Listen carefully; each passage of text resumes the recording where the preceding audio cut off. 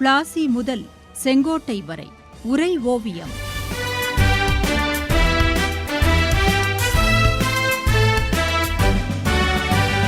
சும்மாவா வந்தது சுதந்திரம் என்பது, சும்மாவா வந்தது. தென்னிந்திய கிளர்ச்சி குறித்து நீங்கள் சொன்னபோது வேலு நாச்சியாரும் திப்பு சுல்தானும் கட்டபொம்மனும் இருந்த அதே காலகட்டத்தில் தானே தீரன் சின்னமலை, பழசிராஜா, மருது பாண்டியர், கோபால நாயக்கர் இவர்களும் இருந்தார்கள். இத்தனை வீரர்கள் இருந்தும் கிழக்கிந்திய கம்பெனியை அவர்களால் தடுத்து நிறுத்த முடியவில்லையா தாயே? அந்த சிறுவனின் கேள்வியில் ஆதங்கமும் நியாயமான கோப உணர்வும் இருந்ததை நான் புரிந்து கொண்டேன். என்ன செய்வது? எத்தனை வீரர்கள் இருந்தாலும் அவர்களையெல்லாம் சதிவலையில் அல்லவா ஆங்கிலேயர்கள் வீழ்த்தினார்கள். அந்த வீரர்களையெல்லாம் உடன் இருந்தவர்களே அல்லவா காட்டிக் கொடுத்தார்கள்.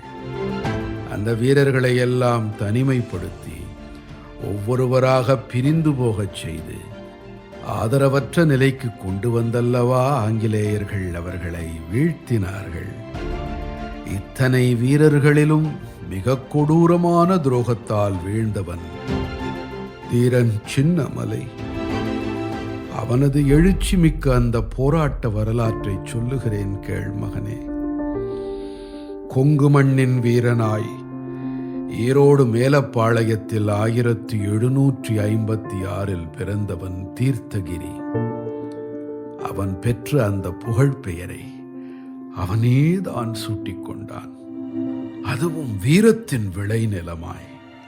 அந்த பெயர்தான் தன் இறுதி மூச்சு வரை ஆங்கிலேயனுக்கு அடிபணியாமல் எதிர்த்து போரிட்டு வீர மரணமடையச் செய்தது. போர்க்கலைகள் பல கற்று துணிச்சலான உத்திகளை தன் படைகளுக்கு கற்றுத்தந்து கிழக்கிந்திய கம்பெனியை போர் முனையில் ஓட ஓட விரட்டியவன் அவன். எந்த மைசூர் அரசின் ஹைதர் அலிக்கு எதிராக நிமிர்ந்து நின்று தனக்குத்தானே அந்த வீரப்பெயரை சூட்டிக் கொண்டானோ, அவன் வீரத்துக்கு அடிபணிந்து அந்த ஹைதரின் மகன் திப்பு பின்னாளில் இவனுடன் நட்பு கொண்டானே.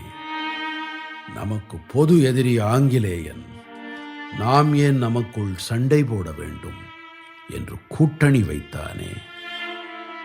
பிஞ்சு கரங்களாலேயே வாளும் வில்லும் சிலம்பமும் தடியும் என ஆயுதங்களுடன் பழகியவன் அவன். தான் மட்டும் கற்றானில்லை, தன்னை சேர்ந்தவர்களுக்கும் போர் பயிற்சி அளித்து இளம் வயதிலேயே ஒரு படையை தயார் செய்தான்.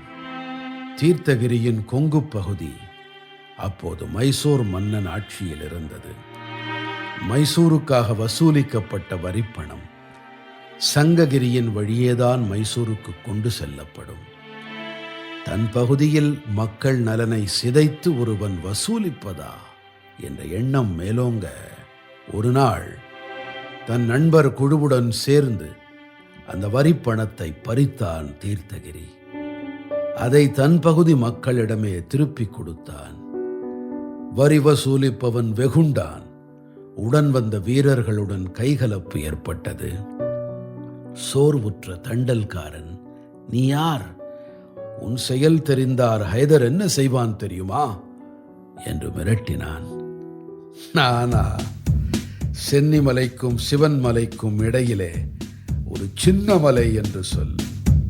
இந்த வரிப்பணத்தை அந்த சின்னமலை பறித்து கொண்டான் என்று ஹைதரிடம் சொல் என்று நெஞ்சு நிமிர்த்தி சொன்னான். தனக்குத்தானே அவன் சூட்டிக்கொண்ட அந்த பெயரே அவனுக்கு நிலைத்தது. தீர்த்தகிரி தீரன் சின்னமலையானான். 1782 ஹைதரின் மரணத்துக்கு பின் அவன் மகன் திப்பு மைசூரின் ஆட்சிக்கு வந்தான். சின்னமலையும் கிழக்கிந்திய கம்பெனிக்கு எதிரான நடவடிக்கைகளில் இருந்தான். அதனால் திப்பு அவனுடன் நட்பு கொண்டான். அவர்களின் நட்பு மைசூர் போர்களின் போது ஆங்கிலேயருக்கு எதிரான வலுவான கூட்டணியை அமைத்திருந்தது. பின்னாளில் பாளையக்காரர்களின் தென்னிந்திய கிளர்ச்சியில் திண்டுக்கல், கோவை, மலபார் கூட்டணியில் சின்னமலையை இணைத்திருந்தது.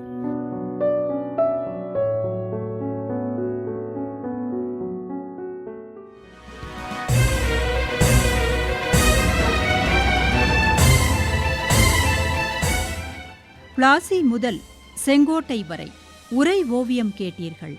போரிலே இறங்கிவிட்டால் இன்னல் சூழும் தெரியும். பெற்ற தாய் பசித்திருப்பாள், பிள்ளைக்கது புரியும். அன்னையர்க்கு அன்னையார பாரதியின் துயர் துடைக்க அன்னை தானே அழித்துக் கொண்டோர் எத்தனையோ எத்தனை. படைப்பு சென்னை வானொலி நிலையம்.